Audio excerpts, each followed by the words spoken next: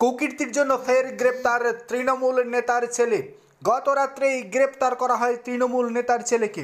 বাংলায় একাধিক তৃণমূলরা গ্রেপ্তারের পাশাপাশি এবার তৃণমূল নেতার ছেলেকে গ্রেপ্তার করা হলো। এই মুহূর্তের সবচেয়ে বড় খবর, মমতা বন্দ্যোপাধ্যায়ের এক প্রিয় তৃণমূল নেতার ছেলে গ্রেপ্তার।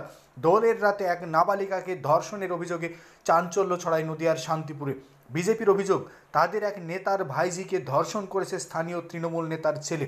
পুলিশ অভিযুক্তকে গ্রেপ্তার করলেও তার বাড়ির সদস্যরা পলাতক। এই ঘটনার প্রেক্ষিতে 2022 সালের নদিয়ার হাঁসখালির ঘটনার তুলনা টেনে শাসক দলকে আক্রমণ করেন শুভেন্দু অধিকারী।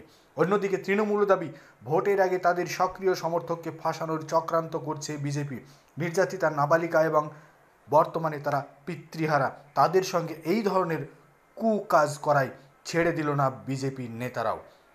নির্যাতিতা বর্তমানে মায়ের সঙ্গে থাকে। সোমবার সন্ধ্যায় এক আত্মীয়কে বাড়ি পৌঁছে দিতে গিয়েছিলেন ওই নাবালিকার মা।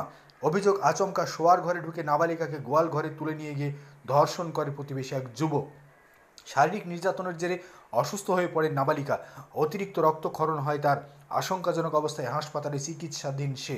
নির্যাতিতার মায়ের অভিযোগের ভিত্তিতে ইতিমধ্যেই অভিযুক্তকে গ্রেপ্তার করেছে পুলিশ। বাড়িতে এসে দেখি গোয়াল ঘরে রক্ত ভেসে যাচ্ছে, মেয়ের পোশাক ছেঁড়া। মেয়েকে জিজ্ঞাসা করতে গোটা ঘটনা আমাকে খুলে বলে। ওর শারীরিক অবস্থা খুবই খারাপ। আমি অবিলম্বে ওকে হাসপাতালে নিয়ে যাই। অভিযুক্তদের শাস্তির দাবি জানাচ্ছি। বিজেপি নেতৃত্বের দাবি, নির্যাতিতা নাবালিকা বিজেপির বুথ সভাপতির ভাইজি। মঙ্গলবার এই ঘটনার বর্ণনা করে সমাজ মাধ্যমে রাজ্যের আইন শৃঙ্খলা নিয়ে ক্ষোভ উগরে দেন শুভেন্দু। তারপরেই গ্রেপ্তার করা হয় ওই অভিযুক্ত তৃণমূল নেতার কুকীর্তি করা সন্তানকে।